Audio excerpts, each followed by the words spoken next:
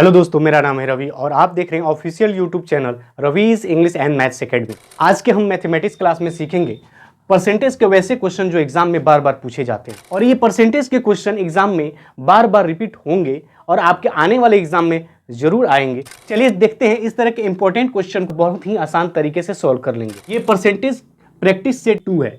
Practice set 1 upload किया जा चुका है। बेसिक टिप्स एंड ट्रिक्स के कंसेप्ट पे भी वीडियोस अपलोड किया गया है, उन सभी वीडियोस को जाकर जरूर देखें। आपके एग्जाम में मैथ्स के कैलकुलेशन को काफी फास्ट कर देगा। तो चलिए देखते हैं क्वेश्चंस को। तो क्वेश्चन में कहा जा रहा है, दो उम्मीदवारों के बीच एक चुनाव में 20% मत अवैध घोषित हो गए। विजेता को वैध मतों का 70% प्राप्त हुआ और वह 9600 मतों से जीतता है। कुल मतों की संख्या ज्ञात करनी है तथा वैध मतों की संख्या ज्ञात करनी है। इस क्वेश्चन में कुछ दम नहीं है, बस आपको लैंग्वेज प्रॉब्लम में कंफ्यूज किया है। अकॉर्डिंग टू क्वेश्चन, सपोज करते हैं कि कोई इलेक्शन है और इस इलेक्शन में 100% वोट पड़े हैं और इसमें दो कैंडिडेट पार्टिसिपेट किए हैं, कैंडिडेट ए और candidate B. The winning candidate secured 70%। मानते हैं कि ए इस वोट में जीत गया और उसने 70% वोट प्राप्त किया, तो सेकेंड कैंडिडेट ने कितना प्राप्त किया होगा? 100 में से 70 इसने प्राप्त किया, तो इसने प्राप्त किया 30%। हमने यहां माना है 100% वोट वैलिड है एंड ऑन बाय 9600 वोट्स। ए ने 70% प्राप्त किया, बी ने 30% प्राप्त किया और ए जीत गया। लेकिन ए जीता कितने वोट से?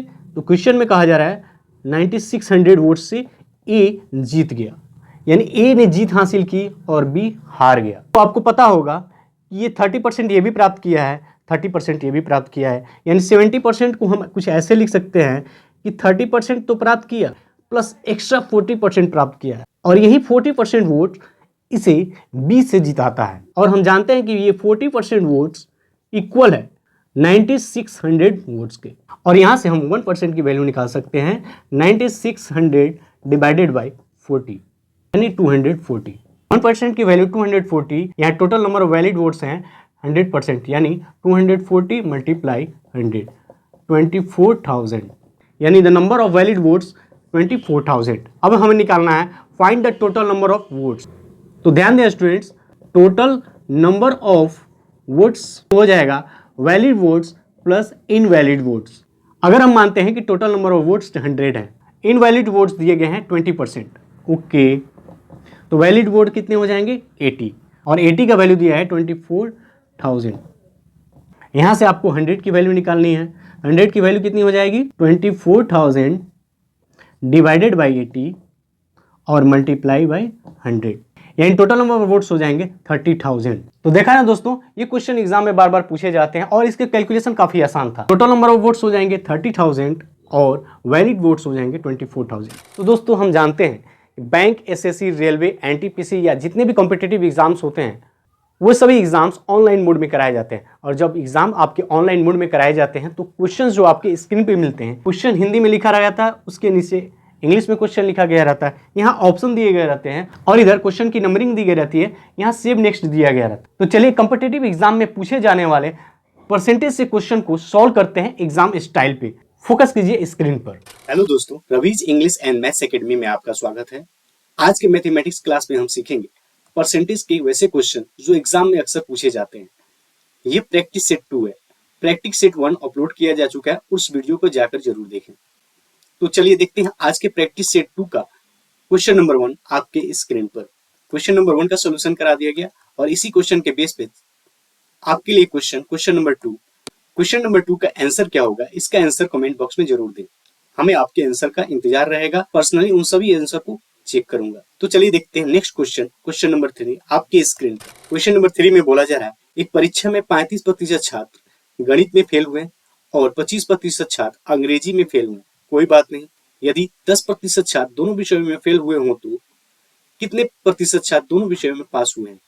चलिए, इंग्लिश वाले क्वेश्चन को भी पढ़ना जरूरी है क्योंकि एग्जाम में इस क्वेश्चन को हमेशा करेक्ट माना जाएगा। In an examination 35% students fail in mathematics and 25% students fail in English. If 10% students fail in both subjects, then what percent of students passed in both subjects? Okay students, देखिए इस question को हम Venn diagram method से solve करेंगे और बहुत ही आसानी से सॉल्व हो जाएगा। क्वेश्चन में कहा गया है 35% students fail in mathematics. Okay, maths में फेल होने वाले बच्चे 35%, 25% students fail in English. Okay, यहाँ इंग्लिश में फेल होने वाले बच्चे हैं 25%। यहाँ इंग्लिश का वेन डायग्राम हो गया। और आगे बोला जा रहा है if 10% students fail in both subjects. Both subjects मतलब मैथ्स और इंग्लिश दोनों 10% स्टूडेंट फेल हो जाते हैं। यानी इस वेन डायग्राम में कौन सा ऐसा पोर्शन है जो दोनों में कॉमन है? ये वाला पोर्शन जो है दोनों में कॉमन है। और यही वो पार्ट्स है जिस क्वेश्चन में बोला जा रहा है 10% स्टूडेंट्स जो है दोनों सब्जेक्ट्स में फेल होते हैं। यहाँ फेल की बात की जा रही, पास की बात नहीं की जा रही। ये डायग्राम जो बच्चे फेल हुए हैं उसका बनाया गया है। ओके स्टूडेंट्स, ये बात का ध्यान रखिएगा। जब 35% मैथ्स में फेल होते हैं, 25% इंग्लिश में फेल होते हैं और 10% दोनों सब्जेक्ट्स में फेल होते हैं, हमें वेन डायग्राम में इनका सेपरेट बनाना होगा कि केवल मैथ्स में फेल होने वाले कितने बच्चे हैं।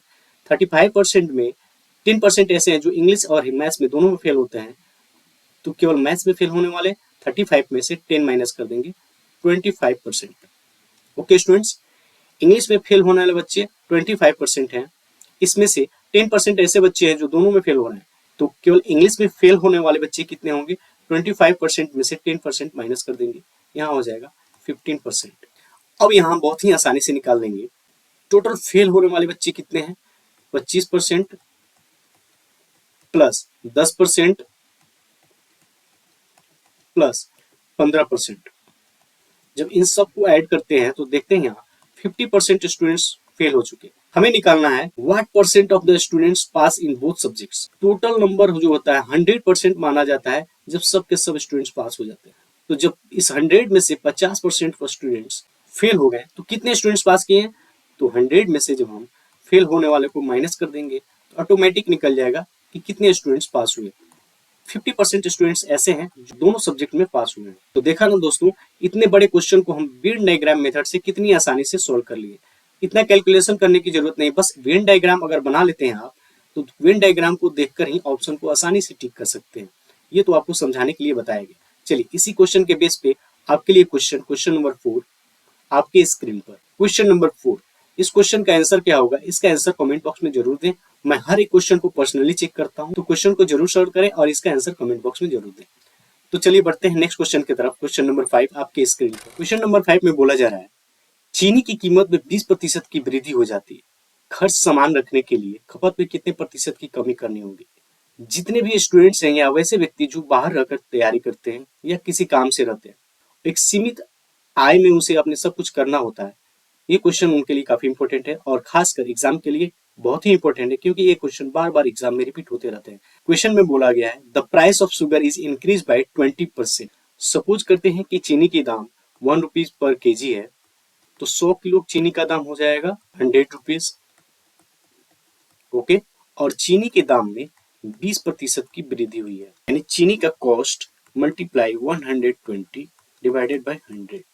यहाँ से रेट निकल कर आएगा 1.2 रुपीज और 100 केजी का दाम हो जाएगा 120 रुपीज। बट क्वेश्चन में कहा जा रहा है खर्च को समान रखने के लिए अपने खपत में कितने प्रतिशत की कमी करनी होगी। ओके, अब तो रेट हम कम नहीं कर सकते हैं, लेकिन यदि पॉकेट मनी मेरी 100 रुपीज है और हमें चीनी खरीदना है, तो हम तो चीनी 100 रुपीज की ही खरीदेंगे, यानी हमें 20 रुपीज की कमी करनी होगी। और ये 20 रुपीज की कमी किस में करनी होगी, ये बात ध्यान रखना होगा। परसेंटेज में सबसे इंपॉर्टेंट रूल ये है कि कंपेयर हम किससे करेंगे। अगर परसेंटेज में आप ये भूल जाते हैं कि हम कंपेयर किससे कर रहे हैं, तो परसेंटेज का क्वेश्चन आपका गलत हो जाएगा। यानी हम 20 रुपीज कमी कर रहे हैं किस में? इस 120 रुपीज में। ध्यान दीजिएगा, यहाँ 20 बाई 120। अब परसेंटेज में पूछा जा रहा है तो 100 से मल्टीप्लाई कर देंगे। 16 इंटीजर 2/3%। यानी चीनी की दाम जब 1 रुपया था तो 100 रुपीज की चीनी खरीदते थे, लेकिन जब इसका दाम 1.2 रुपीज हो गई है तो हम 100 रुपीज की ही चीनी खरीदेंगे, लेकिन जो मेरी खपत है 100 केजी, इसमें हम 16 इंटीजर 2/3% की कमी कर देंगे। तो देखा ना स्टूडेंट्स, ये क्वेश्चन काफी आसान था, देखने के लिए वन लिनियर क्वेश्चन था, लेकिन क्वेश्चन सोल्व करने के दौरान अक्सर मिस्टेक हो जाता है और क्वेश्चन रॉन्ग हो जाता है, और इसलिए ये क्वेश्चन एग्जाम में बार बार पूछे जाते हैं और हर कॉम्पिटिटिव एग्जाम में पूछे जाते हैं। तो इस क्वेश्चन पे अपना महारत हासिल कर लीजिए और हर कॉम्पिटिटिव एग्जाम में अपना 1 नंबर रिजर्व कर लीजिए। तो चलिए देखते हैं इसी क्वेश्चन के बेस पे एक और क्वेश्चन आपके प्रैक्टिस के लिए। क्वेश्चन नंबर 6 का आंसर क्या होगा, इसका आंसर कमेंट बॉक्स में जरूर दें। हमें आपके आंसर का इंतजार रहेगा। पर्सनली मैं हर आंसर को चेक करता हूँ, तो कमेंट जरूर करें। चलिए बढ़ते हैं अगले क्वेश्चन की तरफ। Question number 7।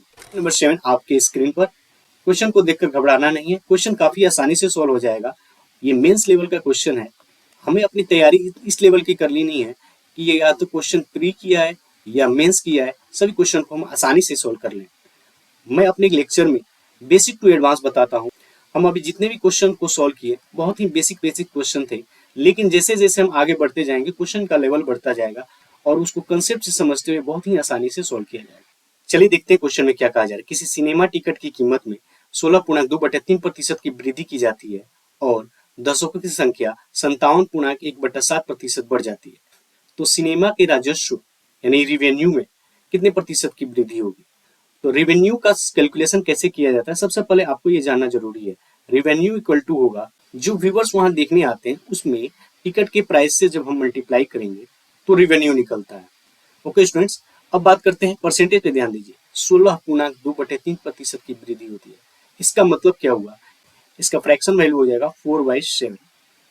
4/7 का मतलब क्या हुआ, ये थी ओरिजिनल और ये जो इंक्रीज हुआ है वो डिनोट करता है। यानी इस फ्रैक्शन को हम दो पार्ट में बांट सकते हैं, ओल्ड और न्यू। जब इसे हम दो पार्ट्स में बांटेंगे, मानते हैं कि टिकट की प्राइस ओल्ड थी 7, अब 4 की वृद्धि होती है तो ये हो जाता है 11। नेक्स्ट है व्यूअर्स भी इंक्रीज हो रहा है 57 इंटीजर 1/7% से। ओके स्टूडेंट्स, इसकी फ्रैक्शन वैल्यू हो जाएगी 1/6। ये 1/6 दर्शाता है कि 6 जो है ओल्ड व्यूअर्स थे और उसमें 1 की वृद्धि हुई है। ओके, तो ओल्ड को हम 6 लेते हैं, जब 1 की वृद्धि होगी तो न्यू हो जाएंगे 7। पुराने व्यूअर्स से पुराने प्राइस से जब मल्टीप्लाई करेंगे तो रेवेन्यू हो जाएगा 42 और न्यू व्यूअर्स से जब हम न्यू प्राइस से मल्टीप्लाई करेंगे तो ये हो जाएगा 77। तो देख रहे हैं यहाँ टोटल 35 की वृद्धि हुई है। अब हम इसका परसेंटेज निकालते हैं, तो 35 की वृद्धि हुई है, लेकिन ये वृद्धि हुई किस में है, हम कभी भी किसी नई चीज को कंपेयर करते हैं पुराने से। यानी ओल्ड रेवेन्यू था 42 और परसेंटेज में चेंज करने के लिए 100 से मल्टीप्लाई, जब हम इसे सिंप्लीफाई करेंगे तो आंसर निकल कर आएगा 83 इंटीजर 1/3%। तो स्टूडेंट, क्वेश्चन देखने में कितना डरावना था, लेकिन इसका कैलकुलेशन कितना आसान हो गया। तो सभी चीजें यहाँ परसेंटेज में है, तो डाटा कोई नहीं है, तो क्वेश्चन को सॉल्व करने में काफी आसानी हो जाएगी। यदि डाटा देता कैलकुलेशन में फंस जाते। तो चलिए, ये काफी इंपॉर्टेंट क्वेश्चन है, ये बार बार मेंस में क्वेश्चन पूछा जाता है। तो चलिए इसी क्वेश्चन के बेस पे एक क्वेश्चन आपके लिए, क्वेश्चन नंबर 8 आपके स्क्रीन पर। क्वेश्चन नंबर 8 का सॉल्यूशन क्या होगा, इसका आंसर कमेंट बॉक्स में जरूर दें। तो चलिए देखते हैं नेक्स्ट क्वेश्चन। क्वेश्चन नंबर 9 में बोला गया है, यदि किसी वर्ग की भुजा 40% बढ़ा दी जाए तो उसके क्षेत्रफल पर क्या प्रभाव पड़ेगा। If the side of a square increase by 40%, what will be the effect on it's area. हम जानते हैं कि स्क्वायर में चारों साइड बराबर होते हैं, ये चारों साइड इक्वल होते हैं, तो जब एक में इंक्रीजमेंट होगी तो चारों साइड में इंक्रीजमेंट होगी, और जो मेरा एरिया निकलता है वो साइड स्क्वायर होता है। ये तो आपके बेसिक्स हो गए, आपको याद दिला दिए। अभी हमने क्वेश्चन नंबर 7 जिस मेथड से सॉल्व किया था रेवेन्यू निकालने के लिए, उसी मेथड से चलिए इस क्वेश्चन को सॉल्व करते हैं। हमें एरिया में इफेक्ट देखना है। एरिया में इफेक्ट जानने से पहले हमें देखना होगा कि इसके साइड में क्या इफेक्ट पड़ रहा है। देखते हैं 40% का फ्रैक्शन वैल्यू होगा 2/5। ये आपका इंक्रीजमेंट हो गया, ये आपका ओल्ड हो गया। यहाँ ओल्ड साइड दिया है 5 और जब इसमें कुछ इंक्रीजमेंट होती है यानी 2 की इंक्रीजमेंट होती है, यानी ये हो जाएगा 7। और जैसा कि हम जानते हैं कि एरिया का फॉर्मूला होता है साइड स्क्वायर, यानी हो जाएगा 25 और न्यू निकल कर आया जाएगा 49। हम देख रहे हैं यहाँ 24 की बढ़त हो रही है, और ये बढ़त किस में हो रही है, हमने बताया कभी भी कंपेयर किया जाता है तो न्यू चीज को कंपेयर ओल्ड से किया जाता है। यानी ये 24 की बढ़त जो मिली है ये 25 पर मिली है, यानी 24 डिवाइडेड बाय 25 और परसेंटेज के लिए मल्टीप्लाई 100। और जब हम इसे सिंप्लीफाई करेंगे तो आंसर निकल कर आएगा 96% की बढ़त होगी। और क्वेश्चन नंबर 9 के बेस पे आपके लिए क्वेश्चन नंबर 10, इस क्वेश्चन का आंसर क्या होगा, इसका आंसर कमेंट बॉक्स में जरूर दें। तो स्टूडेंट्स, आज हमने विभिन्न तरह के क्वेश्चन को सोल्व किया जो आपके कॉम्पिटिटिव एग्जाम में पूछे गए थे। तो यदि आज का क्लास पसंद आया हो तो दोस्तों के साथ शेयर जरूर करें, हमारे चैनल को सब्सक्राइब जरूर करें। और स्टूडेंट्स, हंसते रहें, मुस्कुराते रहें और खुशियां बांटते रहें। Thanks for watching.